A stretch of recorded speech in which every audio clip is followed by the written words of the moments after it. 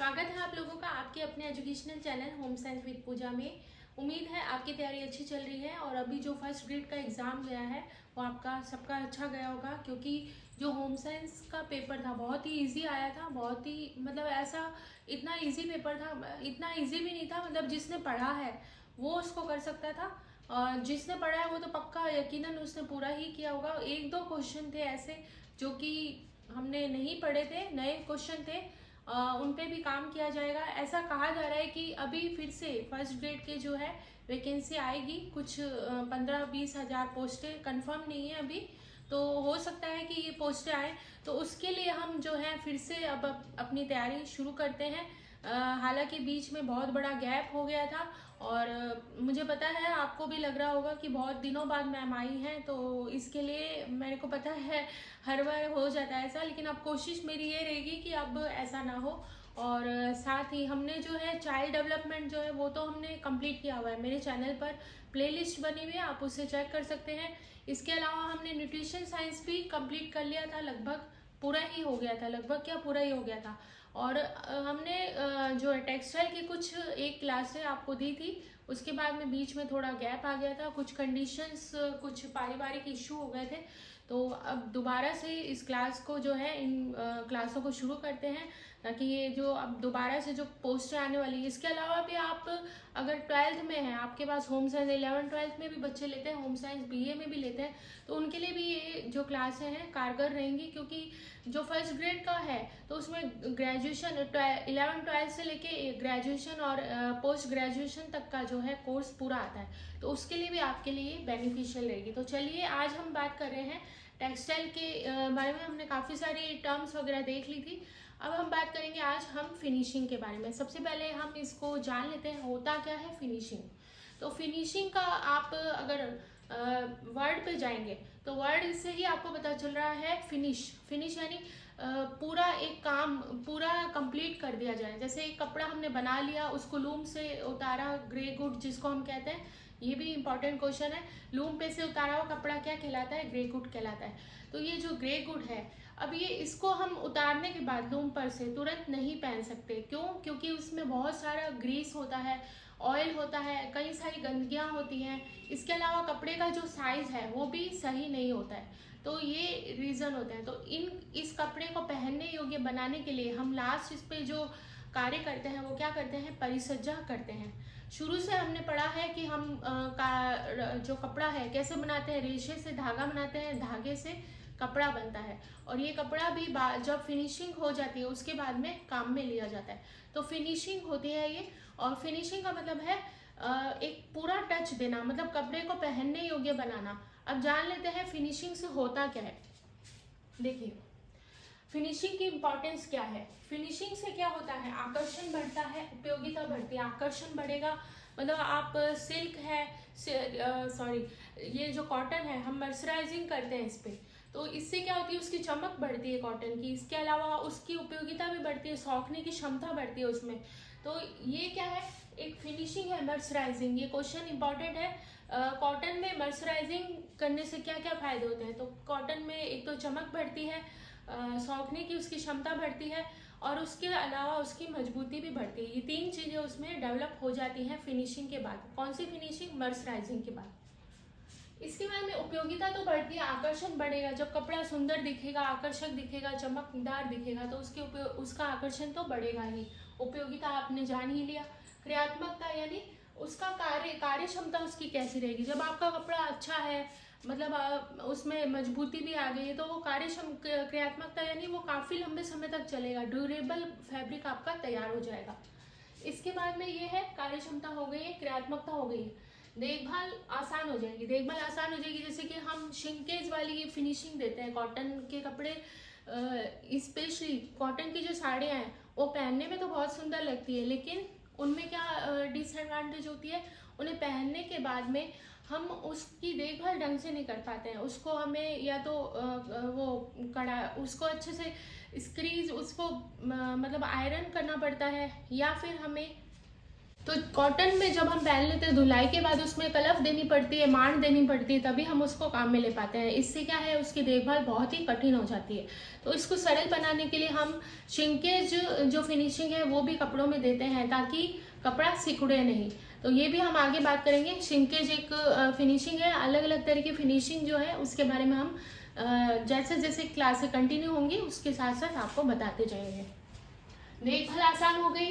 बनावटी वस्त्र यानी सिल्क का भार बढ़ा सकते हैं।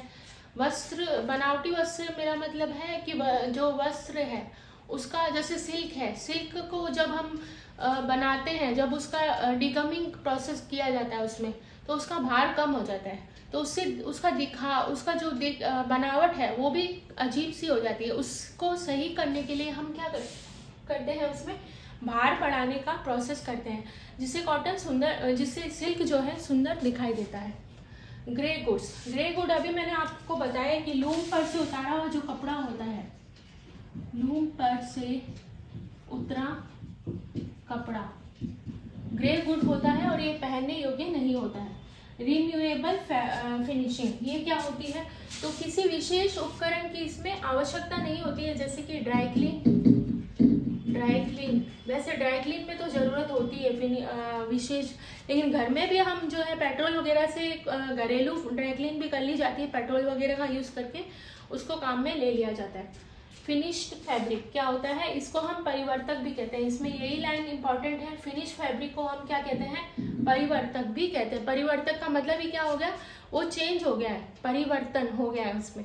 तो फिनिश फैब्रिक यानी जब उसमें फिनिशिंग होगी तो अपना आप ही उसमें परिवर्तन भी हो जाएगा। मिल फिनिश्ड, इसमें क्या होता है, उपकरण की आवश्यकता होती है, उपकरण की आवश्यकता। मील के अंदर जो कपड़े हैं उन्हें अच्छा सुंदर बनाने के लिए उसमें मील फिनिश की जाती है, जिसमें उपकरण वगैरह का यूज़ किया जाता है, जैसे कि आपका प्रेस करने का है, या डी साइजिंग है, साइजिंग है। ये सारे प्रोसेस जो है बड़े बड़े मील होते हैं उनमें किया जाता है।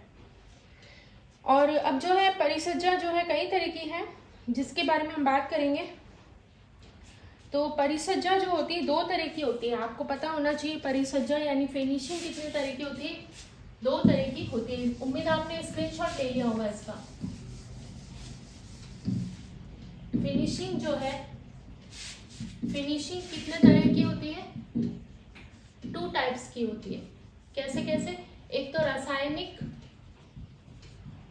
और एक यांत्रिक।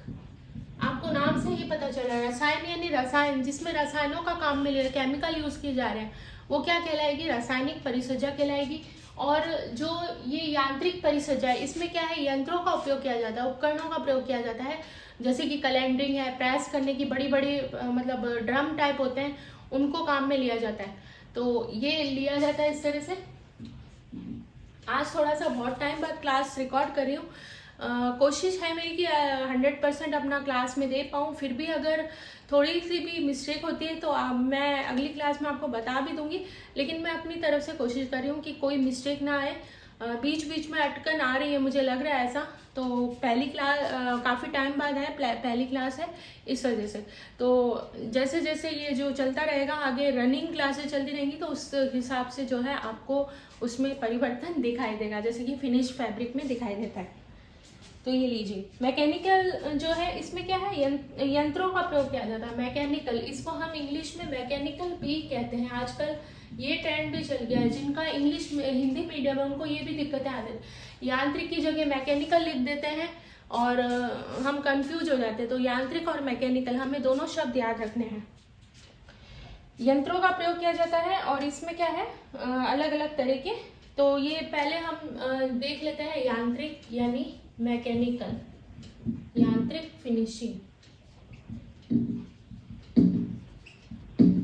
यांत्रिक फिनिशिंग में डिटेल में आपको कल बताएंगे। ब्रशिंग, एक तो ब्रशिंग आ गया।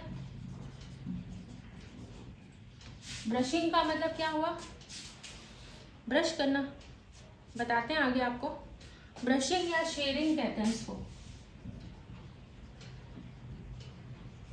और नेक्स्ट आपका है ब्रशिंग। बात की थी कैलेंडरिंग में प्रेस का काम किया जाता है, कैलेंडरिंग।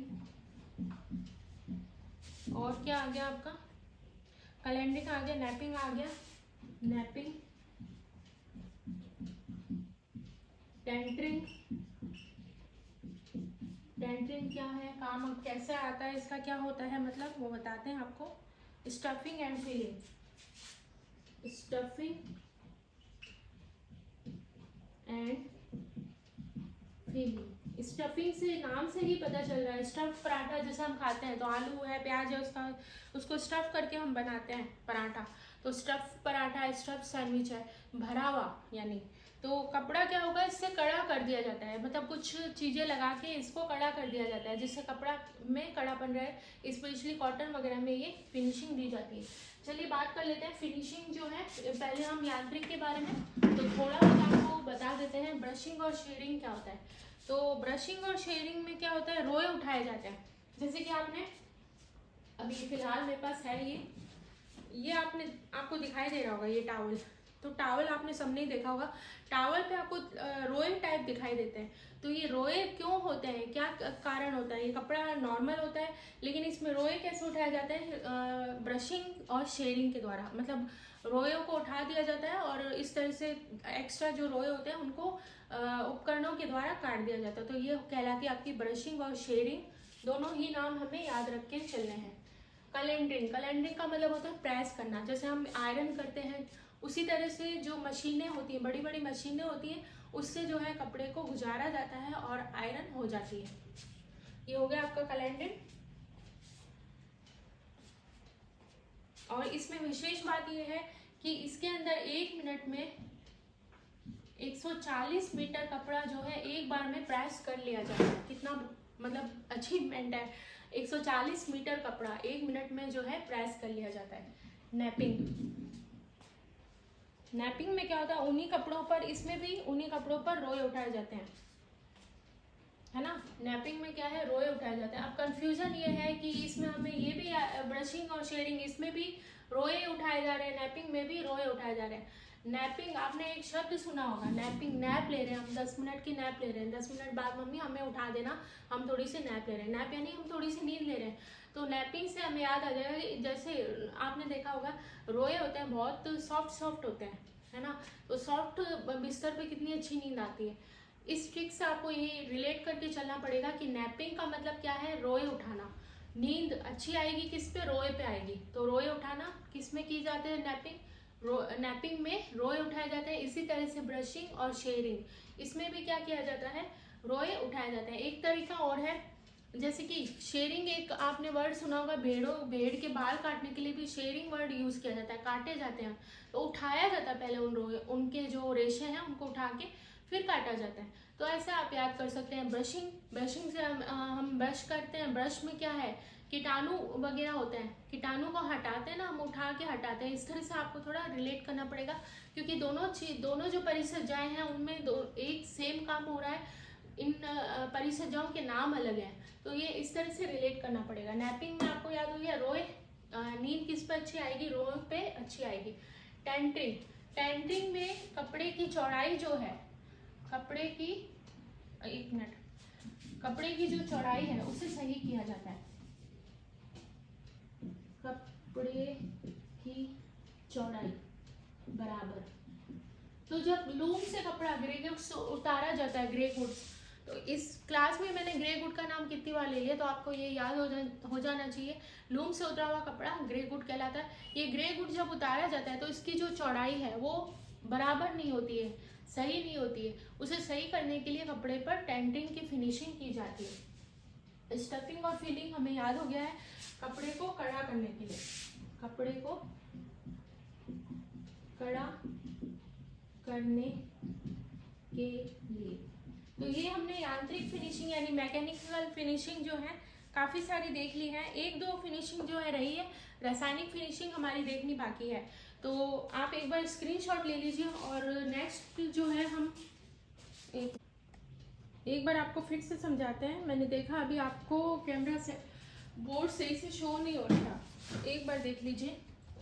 ब्रशिंग और शेयरिंग का मतलब भी रोए उठाना होता है। कैलेंडरिंग का मतलब होता है 1 मिनट में 140 मीटर कपड़ा जो है आयरन कर दिया जाता है। इसमें बड़े बड़े ड्रम होते हैं, उससे कपड़े को गुजारा जाता है तेजी से, और जो ड्रम है उनका जो तापमान है, टेम्परेचर है, कपड़े के अकॉर्डिंग जो है मैनेज कर दिया जाता है और फिर कलरिंग का प्रोसेस किया जाता है, जिससे कपड़ा एकदम चिकना और समतल बनकर आ जाता है। नैपिंग जो है इसमें क्या किया जाता है, इसमें रोए उठाया जाता है। नैपिंग और ब्रशिंग हमने ऐसे याद किया कि नैपिंग, हमें नैप लेनी है तो क्या करेंगे, हम सॉफ्ट बिस्तर पे सोएंगे तो रोए भी सॉफ्ट होते हैं, तो इससे हमें याद हो जाएगा कि नैपिंग में रोए उठाए जाते हैं। टेंटरिंग में कपड़े की जो चौड़ाई है उसे बराबर किया जाता है। और स्टफिंग जो है उसमें स्टफिंग एंड फीलिंग जो है इसमें क्या किया जाता है, कपड़े को कड़ा किया जाता है। स्टफ कर रहे हैं मतलब कपड़े में कुछ लगा रहे हैं, उससे क्या करें, कपड़ा जो है कड़ा हो जाएगा। तो हमने देख लिया फिनिशिंग होता क्या है। कार्य क्षमता बढ़ाने के लिए, देखभाल आसान हो जाए उसके लिए, उसका आकर्षण बढ़ जाए कपड़े का, उसकी कार्य क्षमता बढ़ जाए, क्रियात्मकता बढ़ जाए, कपड़े में क्षमता आ जाए इतनी, और आकर्षण बढ़ जाए, देखभाल आसान हो जाए, इसलिए हम क्या करते हैं, फिनिशिंग करते हैं। ग्रे गुड क्या होता है, कपड़े लूम पर से उतारा हुआ कपड़ा ग्रे गुड कहलाता है।